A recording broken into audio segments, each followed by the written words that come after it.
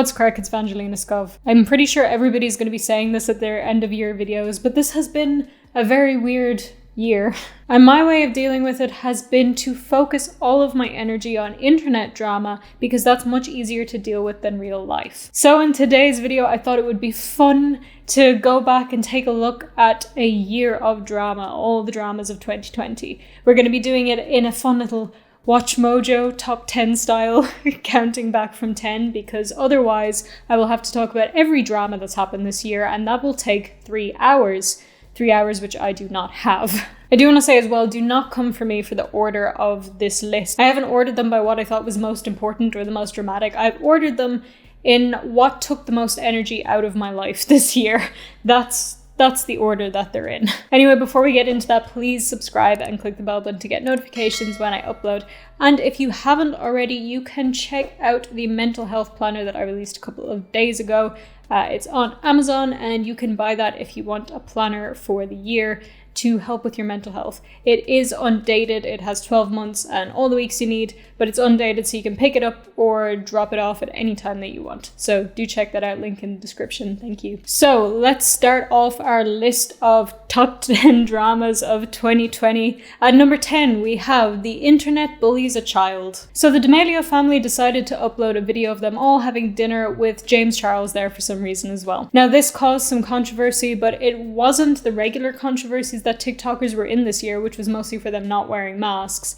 This was actually caused by Charli D'Amelio complaining that she didn't have 100 million followers on TikTok, and Dixie asking the chef for dino nuggets. Yep. Now clearly these are very heinous crimes, so grown adults on the internet took it upon themselves to harass these two, mostly Charli, which actually caused Charli to cry on a live on TikTok. And at some point, James Charles and Trisha Paytas were involved, but by that stage, everyone kind of stopped caring. Safe to say though, adults bullying children on the internet is weird. Don't do that. Thanks. At number 9, we have Gabby DeMartino's OnlyFans debacle. Now, Gabby DeMartino is somebody I never really knew anything about until about a month ago when she decided to do something utterly stupid. She made a paid post on her OnlyFans for $3 with the captions, "Won't put my panties on," which when you looked at it, made it look like if you paid the $3, you would get to see a picture of her naked. Wow. And it turns out that is actually what you got.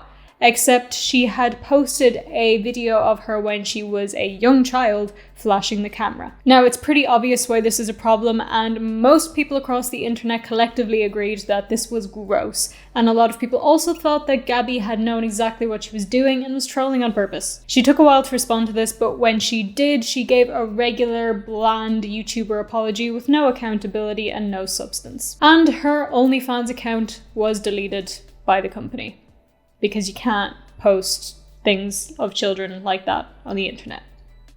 Clearly. At number 8, we have the influencer parties. And this one is honestly just a complete mess. We all already know that for most of the year we were all supposed to be social distancing and wearing masks so we don't spread the big bad.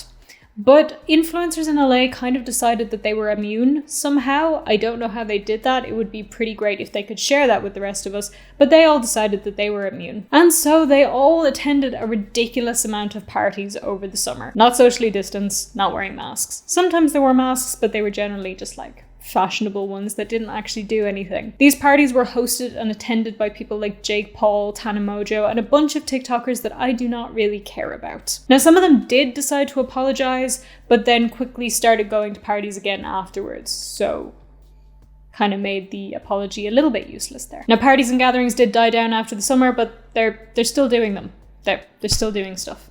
They need to stop. At number 7, we have Jeffree Star's blood money. Now, earlier this year, some allegations about Jeffree Star's past had come out. One of these was a claim that he had a man named Gage Arthur had drugged him and tased him and coerced him into doing things that he did not want to do. And it was also claimed that Jeffree had paid Gage off to make sure that Gage wouldn't say anything about Jeffree publicly. Now this was all covered by Insider, and then a couple of months later, I think it was a couple of months, maybe it was a couple of weeks. What is time this year? I think a couple of months later, some alleged evidence came out which appeared to be a contract between Jeffree and Gage, claiming that Gage would not speak out against Jeffree in return for payment.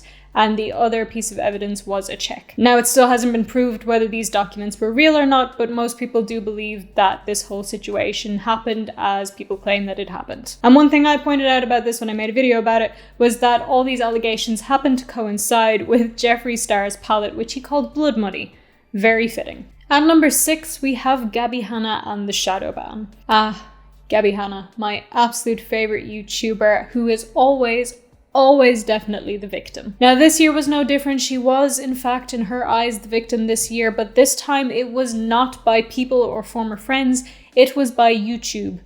The corporation or company of YouTube was out to get her. With little evidence except for a low viewer count, Gabi claimed that YouTube had shadow banned her because they didn't like her or something like that. To be honest, it's always hard to follow her train of thought, but she did also say that she feared for her life. Now, thank God, after that whole mess, she decided to take a break from the internet, and she did return seeming much better mentally, albeit with a terrible poetry book. But, you know, write terrible poetry. That doesn't mean you're not doing well. At number 5, we have the Stauffers Return a Kid. Family channels are wonderful, aren't they? And this channel in particular are just the best people. So a few years ago, they decided to adopt a child internationally. And they made a lot of videos of this whole process and made a lot of money out of it too. But earlier this year, a lot of their fans started to notice that this adopted child, whose name was Huxley, was not appearing in their videos or any of their posts online.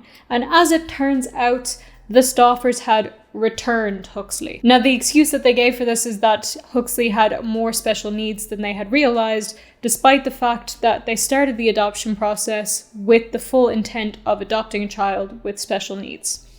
Kinda doesn't make sense. But hopefully his new family are good parents and not just people who are doing it for show, because he deserves better than that. At number 4, we have Trisha Paytas versus the DID community. After Anthony Padilla's I Spent a Day with Multiple Personalities video, which showed people who had dissociative identity disorder, Trisha Paytas decided, ooh, I'll have that. So she decided to make her own Meet the Alters video, in which she said she had dissociative identity disorder, not multiple personality disorder, and clearly had no idea what she was talking about. She also said that she was self-diagnosed. Now, most people didn't believe her, which really angered the DID community because people said she was hurting them and making things more difficult for them. And Trisha had also said that Nin from DissociaDID looked crazy, which sparked a few dramatic response videos from Nin, and later Nin taking a break from the internet from the stress of all of it. Now, Trisha hasn't apologized, but she doesn't seem to be saying anything about having DID anymore, so I guess she forgot about that one. At number 3, we have Dramageddon 2.0. We all remember Dramageddon, right? This was last year when Tatty Westbrook posted her Bye Sister video, where she claimed that James Charles was just the worst kind of human being, and then Jeffree Star got involved with the whole thing, and somehow Shane Dawson, and just everybody was suddenly involved. Well, this year, Tatty flipped the script by making another 40-minute long video saying that she and James were now friends again and that she was sorry for the whole thing. But what caused the most controversy out of all of this was her saying that Jeffree and Shane had orchestrated the whole Bye Sister scandal. And in particular, she claimed that she was manipulated by Shane, which caused Shane to do an Instagram live screaming and pointing at his TV, having a tantrum like a toddler. Which leads us to number 2, Shane Dawson gets banished. Now, Dramageddon was not where everything ended for Shane. After Tatty's video, a lot of people started to look into his past and see that he wasn't really the empathetic person that he claimed to be. But while revisiting his past, it just seemed to get worse. As it turned out, he had a whole history of problematic behavior that the internet had collectively forgotten when he started his whole empath persona. In the past, he'd done blackface, said the N-word, made racist jokes, and said a lot of inappropriate things towards children. Like, a lot. And done a lot of inappropriate things too, but we won't go into details with that. He kind of disappeared for a bit after people started calling him out, but then he did come back to make an apology, which people just really weren't buying. And after that, he was just driven off the internet almost completely. Although it is rumored that he's going to be returning soon, since he has been making a few Instagram posts and showing up in other people's videos here and there. Now, in true Watch Mojo fashion, before I tell you what number 1 is, we'll just have a few quick honorable mentions. We have the Stokes twins, who got arrested for pretending to rob a bank because the police don't care that it was just a prank, bro. That didn't make it into the video because it's just dumb. Second honorable mention, we have Cuties, which I have made 2 videos about, but did not make it into this video because it's not technically a YouTube drama. It's actually a Netflix issue, and I don't want to talk about it anymore. It's just gross. And our third and final honorable mention is Jake Paul getting raided by the FBI. And this one didn't make it into the list because I just am bored by Jake Paul and he does not interest me, and I don't really feel like talking about him too much. So at number 1 of this list of the dramas of 2020, unsurprisingly, is DissociaDID and Team Piñata. This is obviously the drama that by far took up the most of my time this year. While Nin from DissociaDID was busy dealing with Trisha Paytas, their partner system and fellow YouTuber Nan from Team Piñata was called out for drawing inappropriate pictures of children and for exposing their unknowing audience to their sneeze fetish. Oh, I was really hoping I wasn't going to have to talk about this one again this year. Now, this led Nin to post a very upset video to her Instagram story claiming that she was shocked and didn't know anything about the situation. And it seemed like she was saying that they were going to break up immediately because she was saying her future was destroyed. But recently she actually said that the two systems stayed together for a little bit after the whole issue. So I don't know if that was a lie or an oversight. Now, at this stage, DissociaDID was already on what would become a 6-month-long break. But people weren't really leaving it there. They started digging into a lot of things and started calling them out for things like racism, cultural appropriation, manipulating their fans into giving them money, using their attempt to gain sympathy, and allegedly lying about not knowing about Nan's drawings. Now, basically, this was a whole big mess, and I made a million videos on it already. But DissociaDID are now back on the internet, and Team Piñata, it seems, have fallen off the face of the earth. Anyway, guys, that was all of the dramas that I wanted to talk about which happened in 2020. Let me know what you think of my list. Was there anything that you would personally add? Do you agree with the order of the list or not? And I do want to say as well, if this is the last video you watch of mine of the year, although I do have a more personal 2020 recap video coming tomorrow. But if this is the last video of mine you watch for this year, then Happy New Year! 2020's over. Yay. Hope you all have a lovely New Year's Eve and New Year's Day, and wishing you all a lovely 2021. Anyway, guys, that's going to be it for me for now. So as I said at the start of the video, please subscribe and click the bell button to get notifications when I upload. And if you would like to, you can also check out the Patreon or the memberships to get extra benefits and things like that with the descriptions in the link. No, with the link in the description, I'm not saying that whole sentence again. And you can also follow me on social media. Like, comment, share, and do all the things that I'm supposed to ask you to do at the end of a video, and have a wonderful day. Thank you guys so much for watching, and I'll see you in the next one. Bye.